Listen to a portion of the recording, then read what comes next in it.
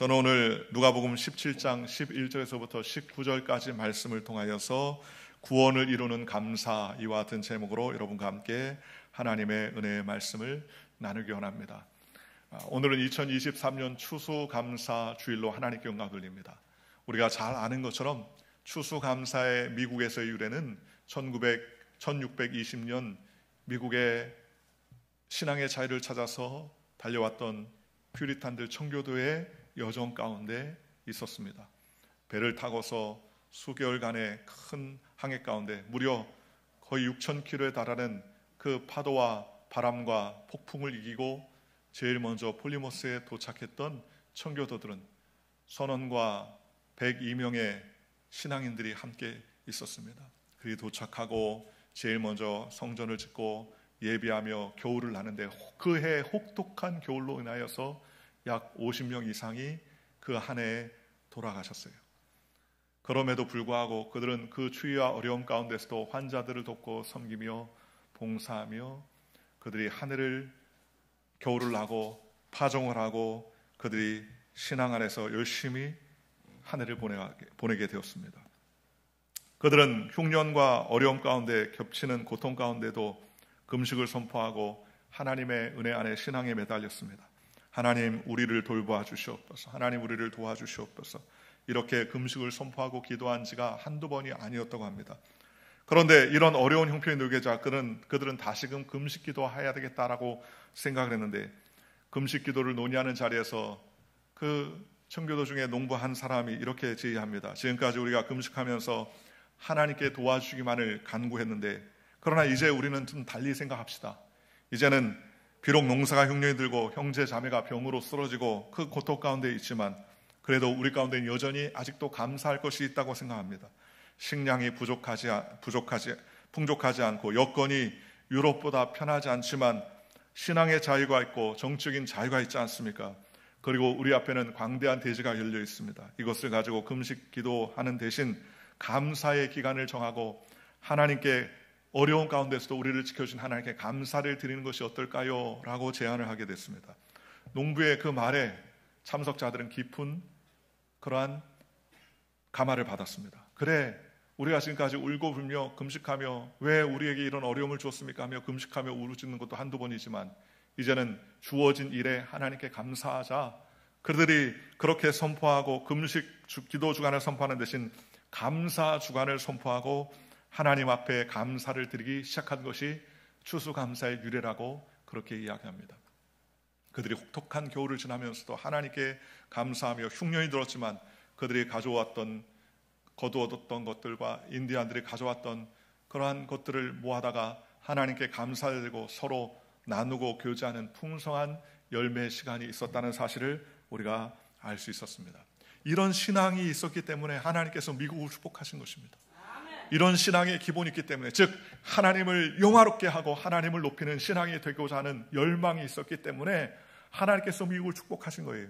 내 이익과 유익과 목적을 위해서 하는 것이 아니라 하나님을 높이니까 하나님께서 책임져 주신 것입니다. 오늘 성경 본문 누가복음 17장 11절에서 19절은 감사했던 사람에 대한 이야기가 나옵니다. 사마리아 사람뿐만 아니라 유대인의 사람들 중에서 10명이 문둥병에 걸렸습니다. 문둥병은 하나님이 저주한 벌입니다. 구약시대 문둥병은 하나님께서 저주한 질병으로 여겼습니다. 그러니 모든 관계가 다 끊어져요. 가족 간의 관계도 다 깨어집니다. 이웃과의 관계도 깨어집니다. 심지어는 마을에서 내쫓김을 당해서 고통 가운데 삶을 살고 있었습니다. 그런데 예수님께서 한 지역을 지나가시는데 그 지역에 10명의 문둥병자가 예수님께로 나왔습니다. 그리고 예수님께 나와서 그들이 불쌍히 여겨달라고 간청을 하자 예수님께서 그들의 몸을 제사장에 보여서 그들이 온전하게 되게 하나님께서 그들을 축복해 주셨습니다. 그는 가는 도중에 그들의 몸이 깨끗해졌다는 사실을 알았습니다. 그 중에 사마리아의 문둥병 환자가 한 명 있었는데 그 문둥병 환자가 가는 도중에 자신의 몸이 치료됐다는 사실을 깨닫게 되었어요. 그리고 그 깨달은 즉시 그는 집으로 가고 제사장으로 가는 길 도중에 그는 그 길을 걸음을 멈추고 뒤를 돌았습니다. 그리고 하나님께 먼저 감사의 영광을 돌렸습니다. 그리고 예수님께 쫓아왔습니다. 그리고 예수님께 감사하며 엎드려 절하면서 이렇게 깨끗게 하신 예수님께 감사의 제사를 드렸다고 성경은 말씀하셨습니다. 오늘 예수님께서는 17절 이렇게 말합니다. 예수께서 대답하여 이르시되 10사람이 다 깨끗함을 받지 아니하였느냐? 그 9은 어디 있느냐? 예수님은 10명을 깨끗게 해주는데 왜 한 명만 감사하느냐? 그 9은 어디 있느냐라고 그렇게 말했습니다. 깨끗함을 받은 사람이 있는데 왜 너만 왔느냐라고 예수님께서 안타까워하시는 말씀을 볼 수 있지 않습니까? 이와 같은 그러한 모습 가운데 예수님께 나온 이 사마리아 문둥병 환자에게 예수님께서는 그를 축복해 주시는 내용을 우리가 볼 수 있습니다. 오늘 저는 이 말씀을 통해서 여러분과 은혜 나누기 원합니다. 첫째로 오늘 우리는 구원받은 믿음의 증거가 바로 감사라는 사실을 기억하는 저와 여러분들 되시기를 주님의 이름으로 축원합니다. 구약에서는 이스라엘 백성들이 하나님께 나아갈 때에는 하나님께서 말씀을 주실 때 감사의 절기를 반드시 지키라고 하나님 명령해 주셨습니다. 하나님께서는 반드시 예물을 가지고 하나님께 나와 감사의 절기를 지키라고 말했습니다. 레위기 23절에 보면 첫 열매로 하나님께 감사를 하라라고 말했습니다. 레위기 23장 14절입니다. 너희는 너희 하나님께 예물을 가져오는 그 날에 떡이든지 볶은 곡식이든지 생 이삭이든지 먹지 말지니 이는 너희가 거주하는 각 처소에서 대대로 지킬 영원한 규례니라 라고 말했습니다. 주님 앞에 나올 때 빈손으로 오지 아니하고 볶은 곡식이라든가 떡이라든가 생 이삭을 너희들이 먼저 먹지 말고 하나님께 예물을 드리고 감사하라라고 하나님께서 명령해 주셨습니다. 하나님이 이렇게 영원히 지킬 규례라고 말씀하신 이유가 어디 있습니까? 그것은 바로 감사는 하나님을 믿는 믿음의 증거이기 때문에 그렇습니다. 감사는 우리의 신앙의 바로미터예요. 우리의 신앙이 내가 어디쯤 있느냐, 내 신앙이 좋으냐 안 좋으냐는 어디에서 알 수 있습니까? 그 사람의 삶이 감사하느냐 감사하지 않느냐에 따라서 그 신앙의 척도를 살펴볼 수가 있는 것입니다. 그러니 우리는 하나님을 믿는 저와 여러분이면 광야이든 사막이든 가난하든 부하든 형편이 좋으든 나쁘든 나이가 많든 적든 지위가 높든 낮든 상관없이 하나님께 감사의 제사를 드리는 저와 여러분이 되시기를 주님의 이름으로 축원합니다. 조건 때문에 감사하는 것도 세상 사람들의 모습 아니겠습니까? 그런데 조건 때문이 아니라 우리를 구원해 주신 하나님께 먼저 감사하는 믿음의 백성이 되어야 됩니다. 그럴 때 하나님께서 책임져 주시는 것입니다. 예수님께서는 그 사마리아인 감사했던 사마리아인에게 내가 하나님의 구원을 보이게 되었다고 주님께서 축복해 주신 것을 우리가 볼 수 있습니다. 예수님께서는 그를 축복해 주셨습니다. 예수님께서는 그의 삶에 하나님께서 구원의 일이 임했다고 그랬습니다. 그에게 이르시되 일어나 가라 내 믿음이 너를 구원하였느니라 라고 하시더라 그랬습니다. 감사의 행위가 구원에 이르게 했다고 성경은 우리에게 말씀해 주셨지 않습니까? 오늘 저와 여러분도 마찬가지입니다.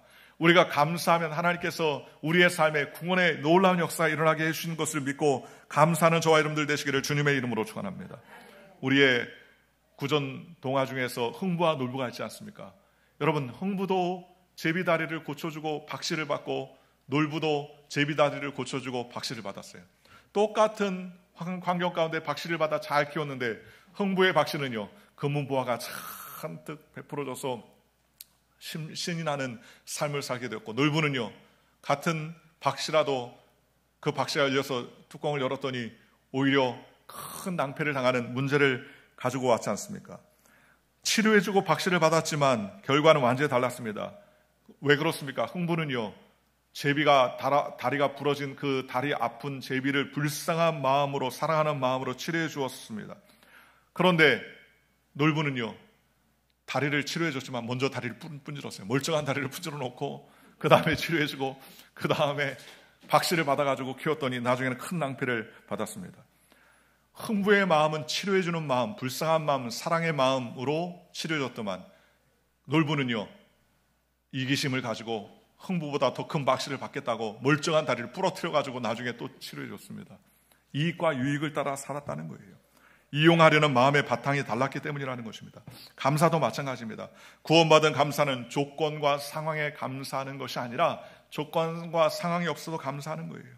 그럴 때 하나님께서 책임져 주시고 은혜를 베풀어 주시는 것입니다.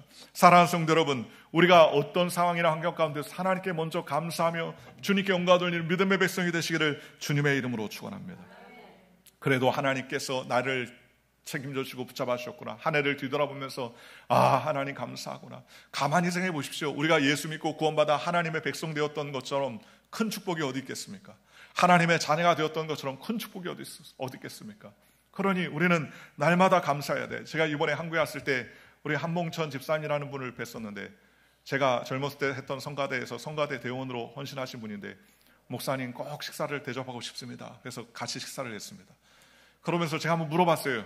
제가 젊을 때 성가대 할 때는 안 계셨는데 나중에 성가대 오셔가지고 총무로 봉사하고 지금 77세가 다 되어주셨는데도 지금도 성가대를 봉사합니다. 근데 언제 예수를 믿고 어떻게 봉사를 하게 됐습니까? 라고 물어봤더니 이분이 깜짝 놀라는 얘기를 하세요. 이분이 60에 예수 믿고 그때부터 하나님께 영광 돌리고 헌신했습니다. 근데 어떻게 60에 예수를 믿게 되느냐? 50세 후반에 이분이 뇌출혈로 중풍에 걸렸습니다. 온 몸을 해결할 수 없었어요. 이분이 엔지니어라서 이 의료 쪽에도 잘 알아서 자기가 이 병원에도 근무했기 때문에 추석을 이틀 앞두고서 풍을 맞았는데 병원에 가봤자 인턴들이나 있지 자기의 몸을 온전히 치료할 수 없다는 것을 깨닫고 전전긍긍했습니다. 그러면서 자신의 그 풍 맞은 그 몸을 고치려고 무던히 애를 쓰면서 나중에 결론은 하나님을 믿어야 되겠다라고 결론을 하고 하나님을 믿고 섬기다가 그 온몸이 다 깨끗해졌어요. 풍을 맞았는데도 불구하고 풍을 맞은 흔적조차 없을 정도로 깨끗하게 나왔습니다. 그래서 그때부터 하나님을 섬기며 하나님을 찬양하고 60에 예수를 믿고 구원받아 하나님을 찬양하며 지금 77세가 되었는데도 수요 산무 예배 성가들 하면서 하나님께 영광을 돌리더라고요. 그 얘기를 들으니까 마음에 참 감동이 왔습니다. 하나님을 찬양하면서 하나님께 영광 돌리면서 저한테 얘기하기를, 목사님 제가 50대 후반에 풍을 맞은 것이 그게 지금 생각하면 너무너무나 큰 은혜입니다. 제가 그때 풍을 맞거나 뇌출혈을 경험하지 않았다면 저는 내 욕심과 내 능력과 내 지혜로 하나님을 믿지 않고 내 힘대로 살아갈 것입니다. 그는 여러 가지 특허도 가지고 계신 분입니다. 그럼에도 불구하고 그때 중풍 맞고 어려움을 겪었기 때문에 하나님을 의지하고 하나님을 찬양하고 하나님을 믿을 수 있는 귀한 기회가 자기에게 왔다는 거예요.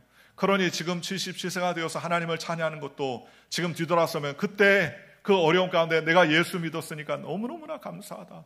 그 어려움 가운데 나에게 뇌졸중이나 뇌출혈이라는 큰 어려움이 없지만 그것으로 말미암아 내가 하나님을 섬길 수 있으니 그것보다 더 큰 축복이 어디 있느냐고 그렇게 즐거워하며 하나님께 영광 돌리는 겁니다. 오늘 저와 여러분도 마찬가지입니다.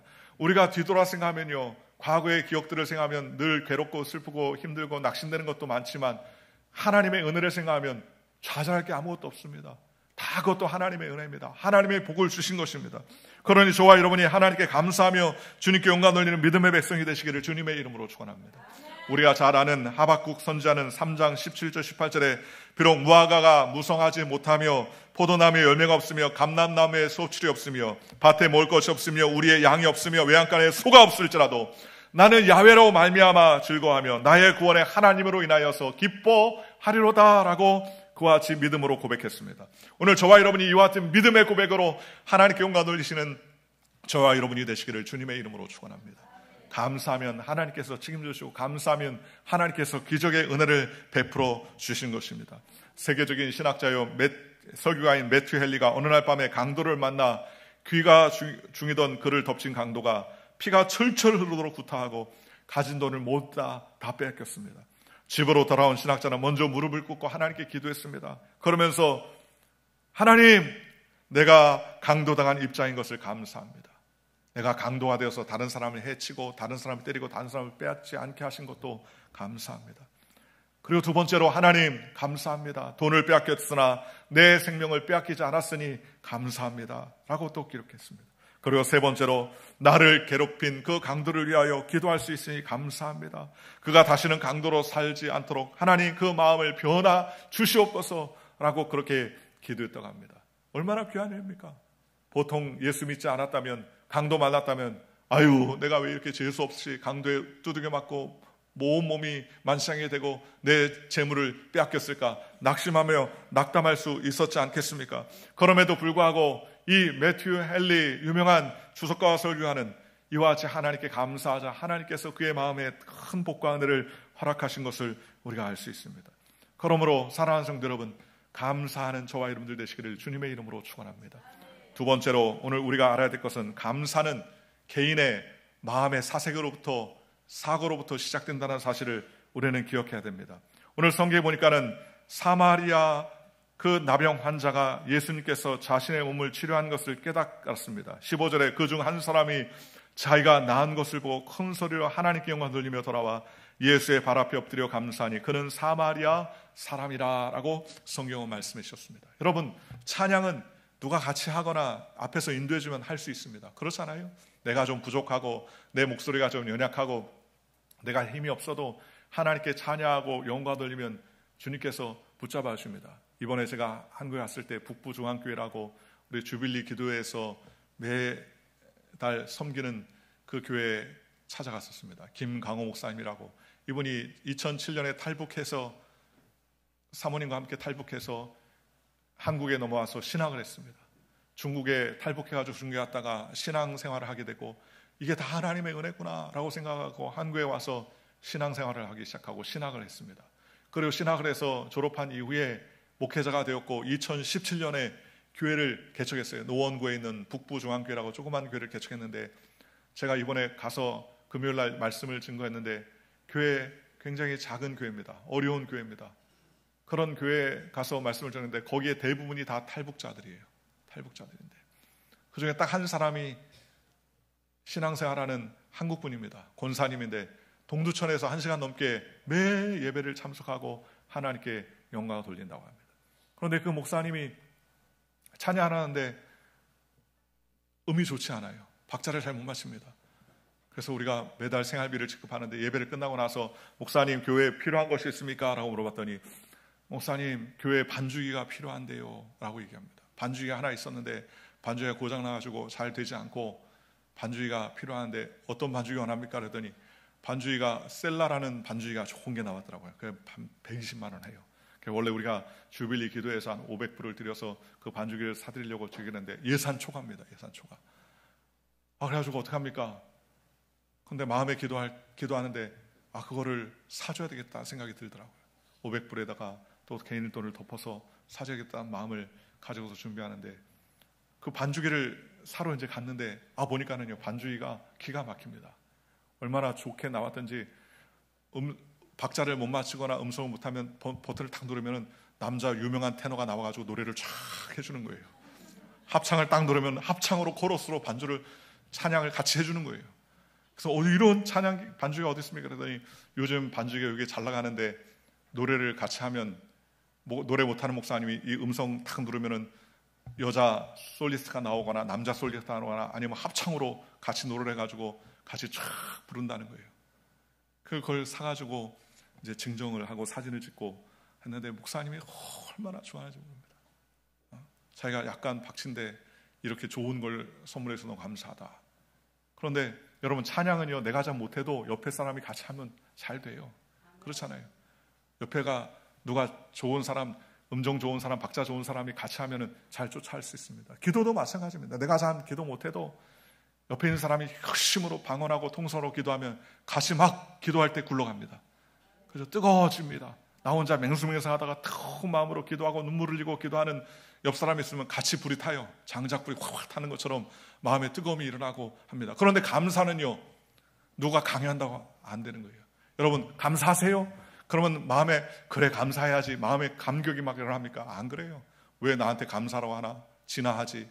그러면서 마음에 반대하는 마음이 생길 수가 있어요.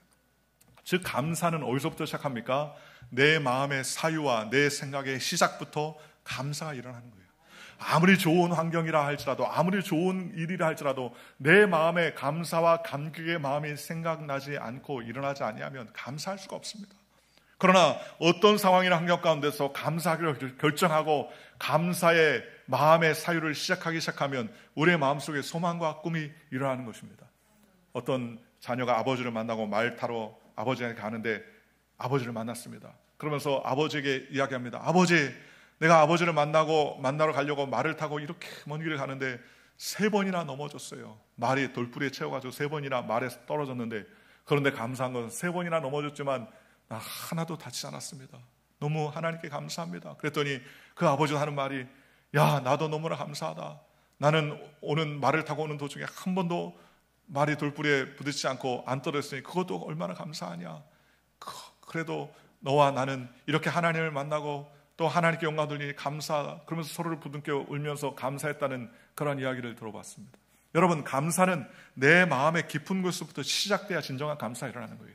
사마리아 문둥병 환자가 옆에서 야, 너 감사하니까 감사라고 길을 돌아서라, 감사하니까 가던 길을 멈추고서 이렇게 가라, 누가 강요한 적이 없습니다. 그가 마음속에 깨달았어요. 아, 내 병이 깨끗함을 받았구나, 내가 온전함을 받았구나, 내가 완전해졌구나 라는 사실을 깨닫고 나자 그는 가던 길을 멈추고 뒤를 돌아서 예수님께 나와서 하나님께 영광 돌리며 주님께 감사했다고 성경은 말씀해 주셨습니다. 여러분, 신앙은요, 같이 있을 때도 신앙이지만 혼자 있을 때도 신앙의 모습이 나타나는데 그 신앙의 모습이 어디서부터 나타납니까? 우리의 생각에서부터 나타난다는 거예요. 그러니 사랑하는 성도 여러분, 우리의 생각이 감사로 충만해지기를 주님의 이름으로 축원합니다. 사단은 어떻게든지 우리의 마음속에 감사를 빼앗으려고 합니다. 무슨 감사냐? 당연한 일이지 하면서 우리의 마음에 감사를 뺏게 합니다. 흐르는 감격과 기쁨을 사라지게 만드는 것입니다. 그러니 감사의 마음과 감격의 기쁨을 빼앗는 것이 사단의 일이라는 거예요. 그러니 우리는 감사가 중요합니다. 왜 감사가 중요합니까? 감사는 내 마음의 방향과 시선을 하나님께로 가져오고 주님께 가져가기 때문이라는 거예요. 어떤 상황과 조건 속에서도 하나님을 바라보면 감사할 수 있는 것 아니겠습니까? 하박국 선지자가 소출이 없고 열매가 없고 양이 없고 소가 없을지라도 우리는 하나님을 인하여서 감사하며 찬양한다라고 그렇게 고백할 수 있었지 않습니까? 사랑하는 성도 여러분, 우리가 하늘을 뒤돌아보면서 자꾸 감사와 감격과 기쁨으로 주님께 영광 돌리는 믿음의 삶을 사시기를 주님의 이름으로 축원합니다. 두 귀가 들리니까 좋은 소리도 듣고 안 좋은 소리도 들을 수 있어요. 두 눈이 있으니까 안 좋은 것도 좋은 것도 볼 수 있습니다. 코를 맡고 냄새를 맡을 수 있으니까 좋은 냄새도 안 좋은 냄새도 우리가 맡을 수 있지 않습니까? 다 하나님께 감사한 거예요. 나에게 하나님께서 은혜를 베풀어 주시고 은총을 베풀어 주려고 여러 가지 상황과 환경을 하나님께서 겸하여 주신 것입니다. 앞서 이야기한 것처럼 중병 걸린 것이 나에게 복입니다, 주님께 감사합니다라고 고백했던 그 집사님과 같이 오늘 저와 여러분이 감사의 열매를 맺어서 주님을 기쁘시게 하는 믿음의 백성이 되시기를 주님의 이름으로 축원합니다. 세 번째로, 감사는 우리의 생각에서 시작하지만 분명한 행동이 돌발돼야 되는 그러한 것이라는 겁니다. 감사라는 말은 헬라어 원어로 유카리스테오라는 말입니다. 명사적 의미로는 좋은 생각, 좋은 은혜, 행복한 은혜라고 하며 동사로는 숙고한다, 생각한다는 것이 있어요. 즉, 이 말은 행복한 은혜를 잘 생각하며 깨닫는 일이 바로 감사라는 거예요. 한자로 감사라는 말은 느낄 감, 사례할 사자를 쓰는 것입니다. 즉, 감사하는 행위는 먼저 고마워하는 행위의 표현이라는 거예요. 살아가면서 겪는 삶의 경험 대부분 비슷하죠. 미국에 사나 한국에 살아도 대부분 비슷합니다. 돈을 벌고 못 벌고 건강에 살든지 병들어 살든지 희로애락, 기쁨과 노여움과 슬픔과 즐거움의 경험들은 다 모두 다 느끼며 산다는 겁니다. 그런데 행복한 사람과 불행한 사람의 차이는 뭐예요? 생각의 차이예요. 생각의 차이. 행복한 사람은요, 하늘을 뒤돌아보면 10가지의 일을 기억하라 그러면 행복했던 일을 기억합니다. 감사했던 일을 기억합니다. 그런데 불행하다고 느껴지는 사람의 대부분은 뒤돌아보면서 지난 한 해를 뒤돌아보십시오라고 하면 그 10가지를 대부분 안 좋았고 힘들었고 괴로웠던 일들을 기억하더라는 거예요. 나쁜 일을 기억하는 거예요. 오늘 저와 여러분도 뒤돌아볼 때 나쁜 일, 안 좋았던 일을 더듬지 말고 행복했던 일, 감사했던 일들을 더듬어 나아가는 저와 여러분들 되시기를 주님의 이름으로 축원합니다. 결국 나쁜 일을 자꾸 곱씹으면 불행한 삶을 사는 거예요. 그렇지 않습니까? 안 좋은 것만 자꾸 들추어내면 지금 상황이 한탄스럽지만 그러나 과거의 좋은 것들을 자꾸 곱씹으면 그것 모든 것이 다 하나님의 은혜라고 고백할 수 있다는 사실을 기억하는 저와 여러분들 되시기를 주님의 이름으로 축원합니다. 특히 말세 마귀는요, 무서운 공격으로 사람의 생각을 깨트립니다. 즉 사람의 생각을 무너뜨리는 거예요. 어떻게 무너뜨립니까? 낙심하게 하고 좌절하게 하고 낙마하게 하고 우울하게 하고 낙담하게 하고 외톨이라고 생각하게 하고 나는 혼자라고 자꾸 생각하게 하는 그러한 것들이 사단의 일입니다. 그래서 은혜스러운 예배를 망치게 하고요, 주님과 함께 동행하지 못하게 하고 혼자 있을 때 좌절하고 낙마하며 낙담하게 만드는 것이 바로 이 사단의 생각이라는 거예요. 그러니 우리는 이와 같은 세상 가운데서 우리가 능히 이길 수 있습니까? 이길 수 없어요. 오직 주님만을 붙잡아야 됩니다. 주님만을 붙잡을 때 우리는 힘있게 능있게 주님께 영광 돌리며 은혜 가운데 나아갈 수 있게 되는 것입니다. 그토록 융성했던 유럽의 기독교가 무너지기 시작한 것이 무엇입니까? 가장 중요했던 독일이 인간 중심 자유주의 신학이 일어나면서 생각을, 성령의 역사를 거부하고 인간 중심의 사고를 시작한 때부터 결국 나치의 사상이 완전히 넘어가 교회가 히틀러에게 협조하고 축복하는 미친 나라가 되지 않습니까? 그것으로 인하여 온 유럽이 1, 2차 세계대전으로 말미암아 서로 죽고 죽이는 그와 같은 무시무시한 전쟁 가운데 일어나지 않았겠습니까? 그러니 마귀의 생각은 평안과 소망이 아닙니다. 낙심과 좌절과 낭망을 찾아드는 거예요. 여러분, 가만히 있으면 기쁨이 막 솟아오릅니까? 가만히 있으면 소망이 막 생깁니까? 절대로 그렇지 않아요. 아담과 하와의 범죄 이후에 사람은요, 가만히 있으면 화가 치밀어 오릅니다. 여러분, 가만히 생각해 보시죠. 집에 가서 가만히 누우면, 가만히 아무 생각, 내가 훈련하지 않고 아무 생각하지 않으면요, 열받는 일이 생각이 날 겁니다. 아, 저 사람이 나에게 그랬단 말이야. 불끈 화가 나고, 그때 한바탕 해주지 못한 것도 확 생각이 나고, 막 마음에 저주하는 마음이 생각이 납니다. 그게 사단의 생각입니다. 우리 주님이 주는 마음은 평안과 소망의 생각을 찾고 오신다고 성경 우리에게 말씀해 주셨습니다.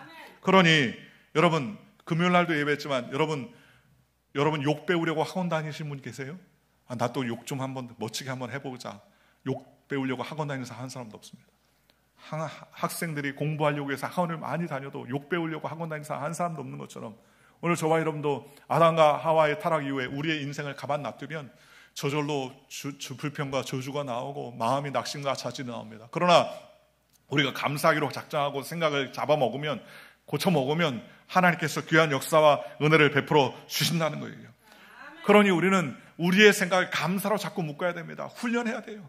탈무드에 보니까는 어린아이의 입술을 감사로 혀를 길들이지 아니하면 안 된다. 혀를 길들여라. 감사로 혀를 길들여라 라고 말했습니다. 우리가 자꾸 감사하면 하나님께서 역사해 주시는 것입니다. 생각을 감사로 선택했다면 우리는 적극적인 방법으로 우리는 그 감사를 표현하는 저와 여러분들 되시기를 주님의 이름으로 축원합니다. 오늘 본문 사마리아 사람은 적극적으로 주님께 나와 엎드려 감사했다고 그럽니다. 오늘 본문 15절 16절 전반에 그 중 한 사람이 자기가 낳은 것을 보고 큰 소리로 하나님께 영광을 돌리며 돌아와 예수의 발 앞에 엎드려 감사하니 라고 말했습니다. 생각해 보십시오. 나병 환자는 얼마나 고난이 있겠습니까? 행복했던 과거의 좋은 시절을 다 뒤로하고 이제는 가족들과 떨어져 지내며 자녀들과 떨어져 지내고 부모에게 떨어져 지내며 마을에서 쫓겨나서 동고동락합니다. 그런데 동병상련의 10명의 문둥병자들이 하나가 되었습니다. 그런데 그 10명을 다 치료받고 가는 도중에 자기가 깨끗함을 받았다는 사실을 깨닫고 나자 그는 9명을 따라가지 아니하고 발을 옮겨서 예수님께로 나오게 되었습니다. 이건 쉬운 일이 아니에요.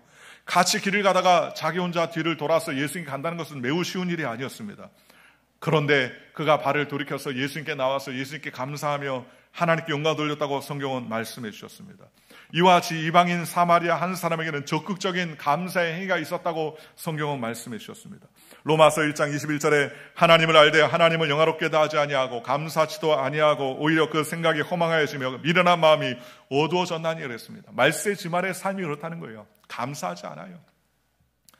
하나님께 영광 돌리지 않습니다. 허망한 마음과 미련한 마음으로 어두워졌다고 성경 말합니다. 이러한 어두워진 이 세대를 살아가는 저와 여러분이 감사의 열매를 맺는 저와 여러분들 되시기를 주님의 이름으로 축원합니다. 감사로 생각할 뿐만 아니라 감사를 표현하는 저와 여러분 되시기를 바랍니다. 오늘 이 제단 앞에 오곡 백가로 이렇게 아름답게 디스플레이한 것은 무엇입니까? 바로 하나님이 한 해 동안 우리를 지켜주시고 감사해 주신 것이 얼마나 고맙고 감사한가, 그것을 하나님께 영광 돌리는 거예요. 저는 이 감사절만 되면 옛날에 캐나다에서 추수감사 지냈던 우리 초신자 생각이 자꾸 나요. 그 초신자 그 이후에는 아주 귀한 일꾼이 되었지만 예수 믿고 처음에 와가지고 이 교회 사장님이냐고 저한테 물어봤던 그 성도인데 잊혀지지 않습니다. 그러고 나서 야외배 때 화투를 내가 가져오겠다고 그렇게 얘기했던 성도인데, 그 해 추수감사절 다음 주에 이렇게 하나님께 감사할 물건들을 디스플레이 합시다. 하나님께 영광 돌립시다. 그랬더니 이분이 주일날 라면 5개짜리 한꺼번에 들은 덕용 포장을 이렇게 들고 왔어요. 그러면서 예배 전에 뚝 당대상에 갖다 놓는 거예요. 저는 추수감사 주일날 덕용 포장된 라면 하나를 가져온 걸 처음 봤습니다. 그리고 예배가 딱 끝나는데 앞으로 강대상에 쭉 오더니 그 덕용 포장된 자기가 가져온 걸 딱 집어서 가방에 딱 넣는 거예요. 그래서 왜 그걸 가져가냐 했더니 내가 갖다 놨으니까 이제 가져간다고 그렇게 얘기하는 그런 성도였습니다. 그 생각이 톡톡 납니다. 나중에 우리 집사님들이 하나님 앞에 제단을 올려드린 것은 하나님께 영광 돌리는 것이다. 내가 돌리고 나서 내 거니까 내가 가져간다. 그런 건 아니라고 훈련했는데 나중에는 얼마나 신앙생활을 열심히 하고 뜨겁게 하는지 귀한 성도로서 신앙생활이 자라는 모습을 본 적이 있습니다. 우리는 다 부족합니다. 우리가 끝까지 하나님께 감사해야 돼요. 감사할 수 없을 때 감사하는 거 진짜 감사하는 거예요. 그렇잖아요. 제가 한국에 여의도에 갔을 때 어디 화장실에 들어갔는데 화장실에 보니까 벽보에 이렇게 딱 붙어 있더라고요. 눈에 보이는 사람도 사랑하지 않으면서 어떻게 하나님을 사랑한다고 하느냐. 눈에 보이는 사람도 용서하지 못하면서 어떻게 하나님께 용서를 구할 수 있느냐. 그러면서 그 편말에 글귀가 써있는데 얼마나 귀한 말씀이지 소변을 보면서 그 말씀이 마음에 들어오더라고요. 눈에 보이는 사람도 사랑하지 못하면서 어떻게 하나님을 사랑할 수 있습니까? 눈에 보이는 사람도 용서하지 못하면서 어떻게 우리가 용서의 사람이 될 수 있습니까? 눈에 보이는 사람에게 감사하지 못하면서 어떻게 우리가 하나님께 감사할 수 있을까요? 그러니 우리는 적극적으로 감사를 표현하며 감사하는 저와 여러분들 되시기를 주님의 이름으로 축원합니다. 감사하면 하나님께서 책임져 주시는 것입니다. 영국의 최초의 영국 여성 보수당수였던 마가렛 대처 수상은 만일했던 영국병을 고친 위대한 수상으로 유명한 사람입니다. 얼마 전에 미국에서 마가렛 대처라는 영화도 나오지 않습니까? 그런데 어렸을 때 항상 이 마가렛 대처에게 아버지가 버스를 타도 중간에 앉으면 막 야단쳤다고 그래요. 앞에 앉아라 가서. 앞쪽에 가서 앉아라. 그렇게 얘기했어요. 그러면서 하는 말이 모든 자리는 다 앞자리가 퍼스트 클래스다. 비행기도 퍼스트 클래스는 맨 앞자리다. 저 뒷자리가 아니다. 누구나 3배, 4배, 5배씩 돈 주고 타는데 너는 항상 버스를 타도 앞자리에 앉고 학교에 가서도 앞자리에 앉고 교회 가서 퍼스트 클래스 맨 앞자리에 앉아라. 그래야 은혜가 2배가 넘친다고 그렇게 가르쳤다는 거예요. 공연을 가도 항상 앞자리가 좋은 자리다. 그러니 감사도 그렇게 적극적인 표현을 행함으로 말미암아 구원을 얻는다고 아버지가 그렇게 얘기했다. 그때부터 어린 나이에 매일같이 그는 학교를 들어가면 학교의 맨 앞자리 이 자리가 퍼스트 클래스다라고 생각하고 그 자리에 앉고 버스를 타도 맨 앞자리에 가가지고 타는 그러한 습성이 있습니다. 그리고 나서부터는 무엇을 하든간에 적극적으로 맨 앞자리에 맨 앞에 서서 봉사하고 헌신하고 앞자리를 이끌어가는 믿음의 삶을 살게 됐다는 겁니다. 오늘 저와 여러분도 그와 같은 삶을 사시기를 주님의 이름으로 축원합니다. 어느 목사님이 정말 사랑하는 아들을 교통사고로 잃었습니다. 그런데 그 다음 주일이 공교롭게도 추수감사 주일이었어요. 사실 그동안 기도로 준비할 때 한 달치 생활비를 감사헌금으로 내놓겠다는 마음의 작정이 생겼습니다. 그런데 한 주 전에 아들을 잃어버렸으니까 감사의 마음이 온데간데 없어졌어요. 마음의 갈등이 생겼습니다. 그런데 아들이 죽은 상황에서 도저히 드릴 자신이 없음에도 불구하고 그는 예배 시간에 눈물의 통곡으로 준비했던 예물을 하나님께 올려드렸습니다.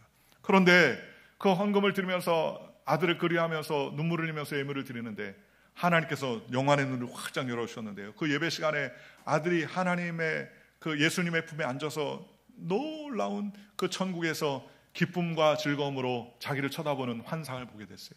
그때 그는 감격을 했습니다. 사랑하는 아들이 얼마나 좋은 곳에 있는지, 얼마나 주님의 영광된 품에 기뻐하고 있는지, 한순간에 아들을 잃었던 마음의 원망과 불평이 싹 사라지고 마음의 짐을 덜고 자유하게 될 수 있었다는 것입니다. 저와 여러분도 마찬가지입니다. 사람을 보며 세상을 바라보면 만족함이 없어요. 만족합니까? 만족하지 않아요. 만족하지 않습니다. 그러나 오직 우리가 주님만을 바라봐야 돼요. 오직 주님을 바라보면 주님께서 책임져 주시고 은혜를 베풀어 주시고 성령으로 충만케 해주시는 것입니다. 한국의 유명한 손양호 목사님, 사랑의 원자탄이라고 불렸던 손양호 목사님은 두 아들을 공산당에 의해서 죽창에 실려 죽었습니다. 그럼에도 불구하고 공산당을 용서하고 장례식 때 9가지의 감사에 감사하다는 설교를 그렇게 했어요. 특별히 그 감사로 인하여 손양호 목사님도 살고 그를 죽였던 공산당 그 청년도 살고 한국교회가 살아갈 수 있었습니다. 손양호 목사님의 9가지 감사였습니다. 첫째, 나 같은 죄인이 혈통해서 순교의 자식들이 나오게 하셨으니 감사합니다. 둘째, 허다한 많은 성도들 중에서 어찌 이런 보배들을 주셔서 하필 내게 주셨는지 그 점 또한 감사합니다. 셋째, 3남 3녀 중에 가장 아름다운 두 아들 장자와 차자를 바치게 된 나의 축복을 하나님께 감사합니다. 넷째, 한 아들의 순교도 귀하다거늘 하물며 두 아들의 순교리요 하나님 감사합니다. 다섯째, 예수 믿다가 누워 죽는 것도 큰 복이라 하거늘 하물며 전도하다 총살 순교 당함이리요 하나님께 감사합니다. 6째, 미국 유학 가려고 준비하던 내 아들 미국보다 더 좋은 천국으로 갔으니 내 마음이 안심되어 감사합니다. 7째, 나의 사랑하는 두 아들을 총살한 원수를 회개시켜 내 아들로 삼고자 하는 마음, 사랑의 마음을 주신 하나님께 감사합니다. 8번째, 내 두 아들을 순교로 말미암아 무수한 천국의 아들들이 생길 것을 믿어지니 주님께 감사합니다. 9번째, 이 같은 역경 중에도 이상 8가지 진리와 하나님의 사랑을 찾는 기쁜 마음, 여유 있는 믿음 주신 우리 주 예수 그리스도께 감사드립니다. 이렇게 고백했다고 합니다. 여러분, 감사를 찾고 감사를 명하며 감사에 행동하는 저와 여러분이 되시기를 주님의 이름으로 축원합니다. 10명이 문둥병자에서 치료받았습니다. 9명은 어디 갔습니까? 그 한 명은 주님께 나와 감사했습니다. 10명 중에 그 한 명 사마리아인 문둥병처럼 감사했던 것처럼 오늘 저와 여러분이 그 10명 중에 그 한 사람 되시기를 주님의 이름으로 축원하고 감사로 하나님께 영광 돌리는 믿음의 백성이 되시기를 주 예수의 이름으로 간절히 축원합니다. 기도하겠습니다.